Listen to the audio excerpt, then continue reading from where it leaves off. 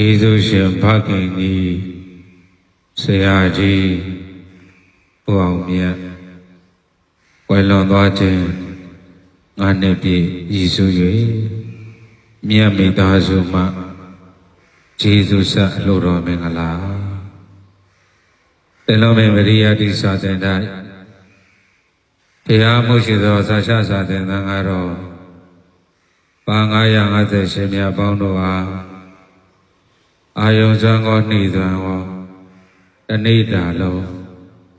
စက္ကလူရန်ရင်စွမ်းဒါနမဟာတန်ကြီးကဒါနကောင်းမှုကုသိုလ်စံစိတ်လူတော်24သိန်းကျမ်းတဲ့တကောကဥစွာနောင်တော်ရင်မျိုးမြတ်တာမောင်မြတ်မုံနောင်မိသားစုမှပညာဒါနလူတော်3 သိန်းကျမ်းဘုမတဘာညပုံနိုင်တိုက်ကျေးဇူးဆက်မင်္ဂလာကုသိုလ်ဖြင့်ပစ္စည်းလေးပါးပရိသတ်ပင်အတွက်5 သိန်းကျပ်ကျေးဇူးဆက်မင်္ဂလာကောင်းမှုကုသိုလ်ဖြင့်ဥက္ကမောင်ဆို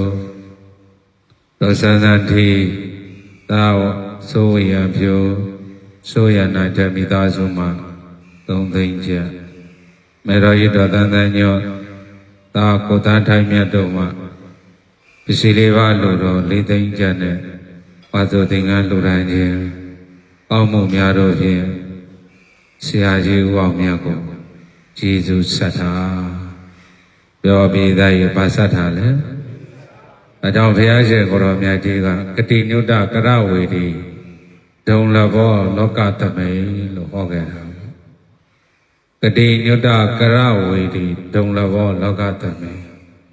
ဘိကဝေငါဤစေတစေတမိတို့လောကသမိလောကကြီးတဲ့၌ကတိညုတကရဝေဒီမိဘဆရာတွေပြုထားတဲ့ကျေးဇူးကိုသိပြီးတော့ပြန်လည်ပြီးကျေးဇူးဆက်ကြတဲ့အရာဟာဒုံလဘောရခဲ့တယ်မှန်လားပေတဲ့လောကမှာရခဲ့တဲ့အရာကျေးဇူးဆက်တာပါတယ်ပြောပြီးသားရေဘာဆက်တာပါတယ်အဲဒါကြောင့်မလို့အပြုခက်တဲ့အထဲမှာကျေးဇူးဆက်တာလည်းပါတယ်ကျေးဇူးမသိသူဟာကျေးဇူးဆက်ဖို့ခက်တယ်အလုံးပြောကြည့်ကျေးဇူးမသိသူဟာကျေးဇူးဆက်ဖို့ခက်တယ်တော့အခက်တပါကျေးဇူးမှမသိတဲ့ပုဂ္ဂိုလ်မိဘကျေးဇူးမသိတဲ့ပုဂ္ဂိုလ်ဆရာသမားကျေးဇူးမသိတဲ့ပုဂ္ဂိုလ်ကျေးဇူးဆက်ဖို့လွယ်သလားခက်သလားအဲ့တော့ကျေးဇူးဆက်ဖို့ခက်သွားတဲ့ပုဂ္ဂိုလ်ကသူ့ဘဝတစ်လျှောက်လုံးဟာလုပ်ငန်းတွေပညာရေးတွေစီးပွားရေးတွေဘဝရေးတွေအကုန်လုံးခက်တယ်တဲ့အဲ့ဒါမှတ်ထားပါကျေးဇူးဆက်ဖို့မသိသူဟာကျေးဇူးဆက်ဖို့ခက်တယ်တဲ့အဲ့ဒါမှတ်ထားပါအဲကြောင့်ဘုရားရှင်ကိုရောမင်းကြီးကတုံလဘောလောကသမိန်လို့ဟောထားခဲ့တာပေါ့ဂတိညုတဆိုတာမိဘဆရာကြီးရဲ့ကျေးဇူးကိုသိတာကရဝေဒီဆိုတာပြန်လဲဆက်နိုင်တာကျေးဇူးသိလို့ကျေးဇူးဆက်နိုင်တာကျေးဇူးမသိရင်ကျေးဇူးဆက်ဖို့ခက်တယ်အဲ့ဒါတစ်ချက်ပါအဲ့လိုကျေးဇူးဆက်ဖို့ခက်သွားပြီဆိုရင်ဘဝအရေးတွေလူဘဝမှာနေရထိုင်ရစားရတောက်ရကျမ်းမာရပညာရကြီးပွားရစီးပွားရအောင်မြင်ရအရေးများစွာရှိလားမရှိဘူးလားအဲ့ဒီအရေးတွေအားလုံးခက်တယ်တဲ့ဘဝမှတ်မိလားနောက်တစ်ခုရှိသေးတယ်လေနောက်တစ်ခုကဘာလဲဆိုရင်တရားနဲပါသူကကုသိုလ်ပြုဖို့ခက်တယ်အလုံးပြောကြည့်တရားနဲပါသူဟာကုသိုလ်ပြုဖို့ခက်တယ်တရားသူ့ရဲ့ရင်ထဲမှာသူ့ရဲ့စိတ်ထဲမှာနဲပါနေပြီတရားတရားမရှိတော့ဘူးဆိုရင်အဲ့ဒီပုဂ္ဂိုလ်ဟာကုသိုလ်ပြုဖို့လွယ်သလားခက်သလားခက်တယ်အဲ့တော့ကုသိုလ်ပြုဖို့ခက်နေတဲ့ပုဂ္ဂိုလ်ဟာသူ့ဘဝချမ်းသာရေးတွေရောလွယ်ပါမလားအထက်တန်းရောက်ရေးတွေရောလွယ်ပါမလားဒါကြောင့်မလို့ကုသိုလ်ပြုဖို့လွယ်တယ်ဆိုတာတရားအားကောင်းလို့တရားတရားရှိလို့တရားတရားမမွဲလို့ဒါကိုဆရာတော်ဘုရားကြီးတွေစုံမိန်လေးတွေလေကျေးဇူးမသိသူဟာကျေးဇူးဆက်ဖို့ခက်တယ်တရားမွဲသူဟာကုသိုလ်ပြုဖို့ခက်တယ်မှန်လားရဲ့ကိုတရားနာတဲ့ပုဂ္ဂိုလ်ကြီး ရားမှုရှိတဲ့သံဃာပါ900ကျော်ကြီးလှူဒါန်းနိုင်တယ်ဆိုတာတရားမမွဲလို့ပြောပြေးသားကြီးဘာမမွဲလို့လဲအေးတရားမနှဲလို့ကုသိုလ်ပြုဖို့လွယ်သွားတာအဲ့လိုကုသိုလ်ပြုဖို့လွယ်သွားတဲ့အတွက်ကြောင့်ဘဝချမ်းသာရေးတွေလွယ်သွားမယ်အထက်တန်းရောက်ရေးတွေလွယ်သွားတယ်လေဘုရားတော်သဗ္ဗညုတ္တဉာဏ်တော်မြတ်ကြီးရတာတရားမပါဘဲနဲ့ရမလားလို့အေးဒါကြောင့်မလို့မှတ်ထားဖို့အခက်တယ်ကျေးဇူးမသိသူဟာကျေးဇူးဆက်ဖို့ခက်တယ်တရားမွဲသူဟာကုသိုလ်ပြုဖို့ခက်တယ်ဘယ်နှချက်ရှိသွားနှစ်ချက်ရှိသွားပြီနှမျောတွန့်တို့သူဟာပေးဖို့ခက်တယ်တဲ့ပြောပေးသားရဲ့နှမျောတွန့်တို့သူဟာပေးဖို့ခက်တယ်နှမျောတွန့်တို့ရဲဆိုမစ္စရိယလေဟုတ်လားဟဲ့အဲ့ဒါမစ္စရိယများနေတဲ့နှမျောနေတဲ့တွန့်တို့နေတဲ့ပုဂ္ဂိုလ်တရားဟာပေးဖို့လွယ်သလားခက်သလားခက်တယ်အဲကြောင့်မလို့မစ္စရိယဆိုတဲ့တခုဟာဘဝတစ်ခုလုံးမှာဘယ်တော့မှသူကချမ်းသာရေးမလွယ်တော့အောင်ပြီးရေးမလွယ်တော့အထက်တန်းရောက်ရေးမလွယ်တော့အနာရဘိန်တို့ဝိတာရခါတို့ကြည့်လေမစ္စရိယဆိုတဲ့ညီကြီးကြီးကိုဖယ်ရှားနိုင်လို့ပေးနိုင်ခဲ့တာလေပေးနိုင်ခဲ့တဲ့အတွက်သူတို့ချမ်းသာရေးတွေလွယ်သလားမလွယ်ဘူးလား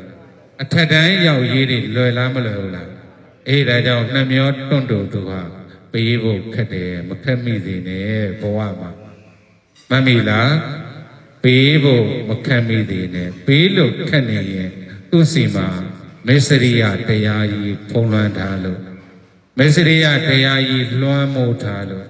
မစ္စရိယဆိုတဲ့စူးကြီးကောင်းကောင်းစူးထားလို့ပေးဖို့ခက်သွားတာမှန်လားပြေသားကြီးကျေးဇူးမသိသူဟာကျေးဇူးဆက်ဖို့ခက်တယ်တရားမွဲသူဟာကုသိုလ်ပြုဖို့ခက်တယ်